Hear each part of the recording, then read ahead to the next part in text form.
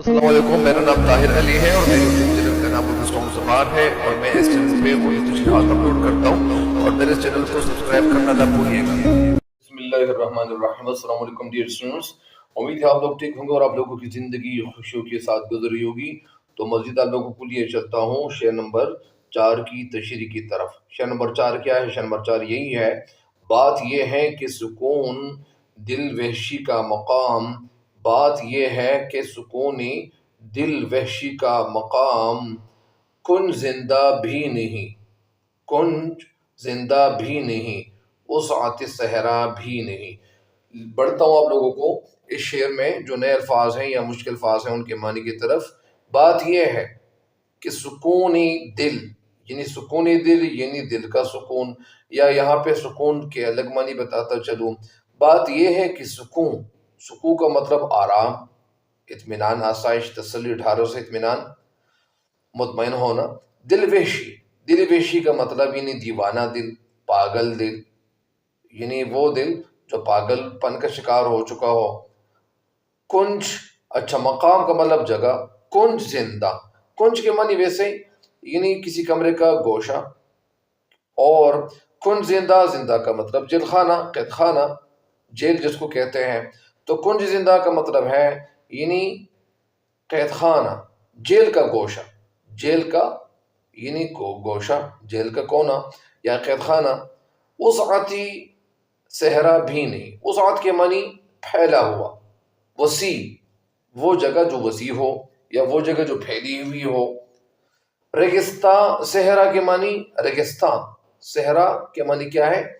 इन रेगिस्तान या सहरा, चुटियल मैदान, वो जगह जहाँ पे रेत ही रेत हो, जहाँ पे मिट्टी के ज़र्रात ही हो, तो उसको चुटियल मैदान भी कहते हैं, सहरा भी कहते हैं, सुनसान जगह भी कहते हैं। अच्छा, आप लोगों को लिए चलते हैं शेर में, या जो शेर का जो मफहूम बनता है वो क्या मफहूम बनता है? इस शेर का जो मफहूम बनता है वो ये है कि असल बात ये है कि मेरे पागल दिल का इलाज न तो कैद खाने में है और न सहराओं की वसात में है ना, यानी कि असल बात यह है कि मेरे दिल, पागल दिल का इलाज, इलाज मतलब ट्रीटमेंट, न तो कैद खाने में है, न जेल खाने में है, और न सहराओं की वसात में है, और न सहराओं में जो फैली हुई जगह है वहाँ पे मेरे दिल का इलाज है। तो फिर जब इनके दिल का इलाज न जिलहाने में है, न कैद खाने में और न सहराओं में है, तो फिर किधर है?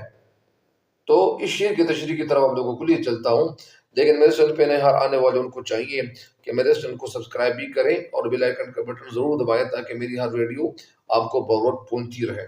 तो लिए चलता हूँ आप लोगों को इस शेर की तशरीह की तरफ।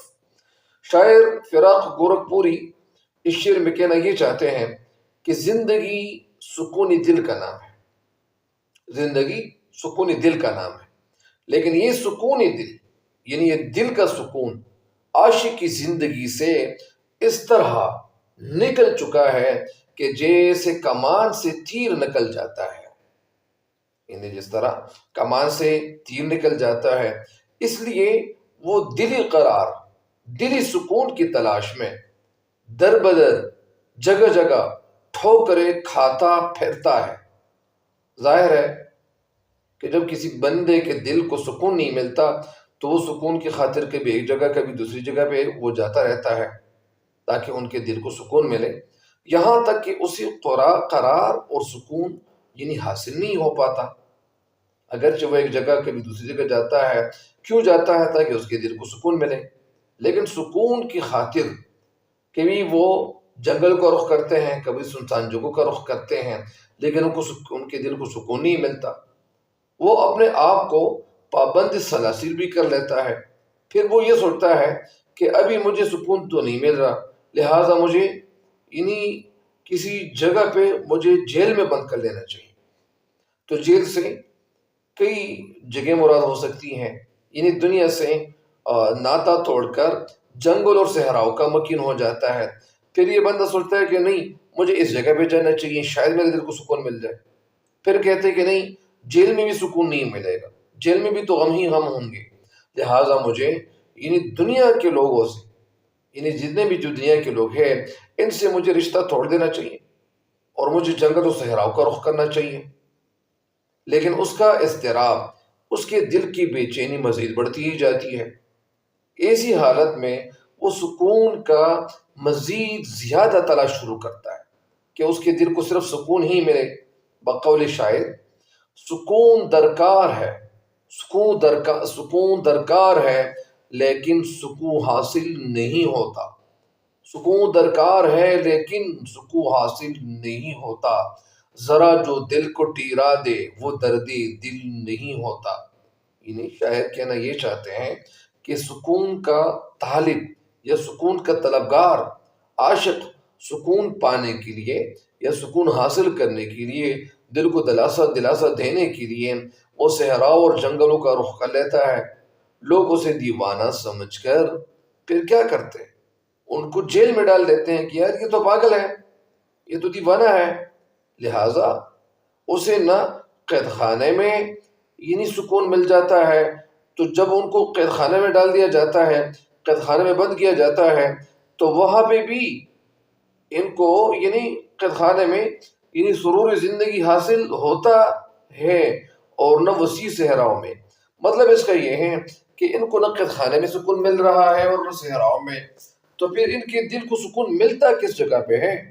ایسی کون سی جگہ ہے جہاں پہ ان کے دل کو سکون ملے؟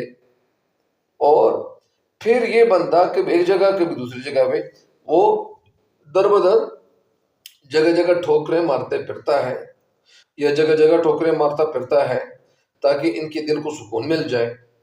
جس طرح ایک شاعر کہتے ہیں، ہم کو نہ مل سکا فقط ایک سکون دل، ہم کو نہ مل سکا فقط ایک سکون دل، اے زندگی وگرنا زمانے میں کیا نہ تھا۔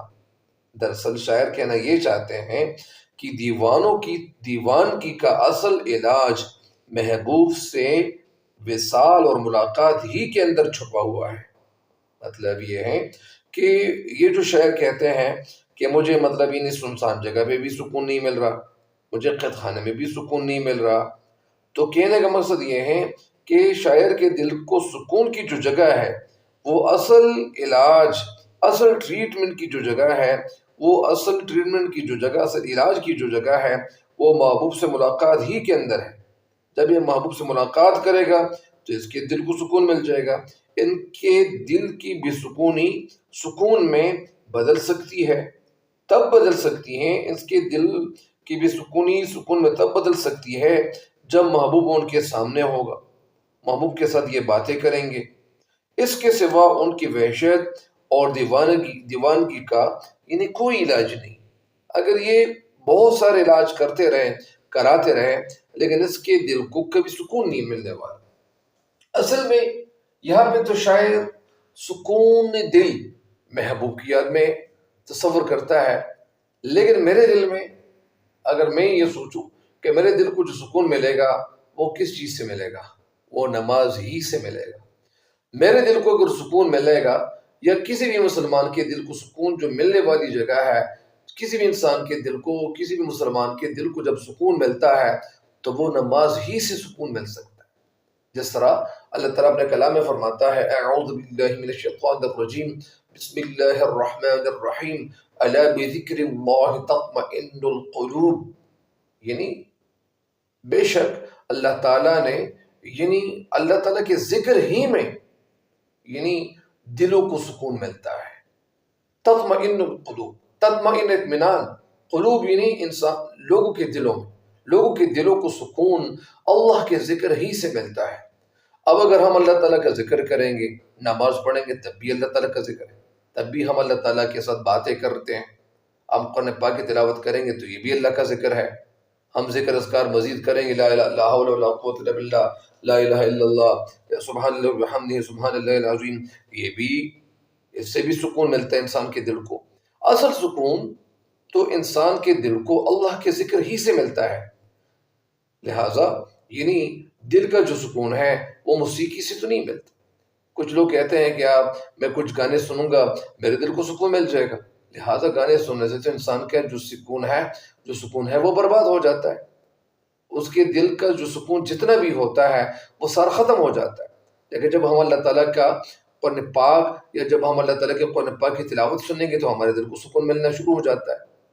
ہم جب نعت سنیں گے، جب ہم سنیں گے تو ہمارے دلوں کو سکون مزید ملنا شروع ہو جاتا ہے۔ لہٰذا یہاں پہ جو شعر ہے کہ میرے دل کو جو سکون ملنے والا ہے، یا مجھے یا میرے دل کو جو سکون ملنے والی جو جگہ ہے، تو نہ وہ صحراؤں میں ہو سکتی ہے اور نہ قیدخانے میں ہو سکتی ہے۔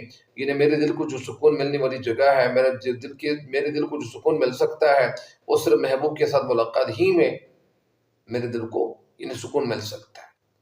میرے دل کا جو سکون ہے وہ ان کے ساتھ ملاقات ہی میں چھپا ہوا ہے، مضمر ہے، مخفی ہے، پوشیدہ ہے۔ لیکن ایک عام مسلمان کا جو دل ہے، ان کے دل کو سکون ملنے والی جگہ، ان کے دل کو جو سکون ملتا ہے وہ اللہ تعالیٰ کے ذکر میں ہے، وہ قرآن پاک کی تلاوت میں ہے، وہ ذکر اذکار میں ہے۔ جو بندہ بہت زیادہ ٹینشن میں ہو تو وہ تقریباً کچھ منٹ بیٹھ جائے، اپنے زانوں پہ سر کو رکھ لے اور یکسوئی میں اللہ کا ذکر شروع کر لے، سبحان اللہ بحمدہ سبحان اللہ العظیم، سبحان اللہ بحمدہ سبحان اللہ العظیم۔ اس حوالے سے یعنی ہمارے پیارے نبی حضرت محمد مصطفیٰ، حضرت خاتم الانبیاء حضرت محمد مصطفیٰ صلی اللہ علیہ وسلم فرماتے ہیں کہ دو کلمے ہیں جو پڑھنے میں تو نہایت آسان ہے لیکن وزن میں بہت بھاری ہے، تو وہ یہی کلمے ہیں کہ یعنی سبحان اللہ بحمدہ سبحان اللہ العظیم۔ اور قیامت کے دن ایک انسان ایک نیکی کو حاصل کرنے کے لیے ایک نیکی کو حاصل کرنے کے لیے وہ بے چین ہوگا، وہ ادھر ادھر پھرے گا، کبھی اپنے والد سے پوچھے گا، کبھی اپنے والد سے ایک نیکی مانگے گا، کبھی اپنی ماں سے، کبھی اپنے بھائی سے، کبھی اپنی بہن سے، کبھی کس سے۔ لہٰذا ہمیں دنیا کی زندگی میں ذکر اذکار کرنا چاہیے، اللہ تعالیٰ سے ہمارا رابطہ اتنا زیادہ مضبوط ہونا چاہیے۔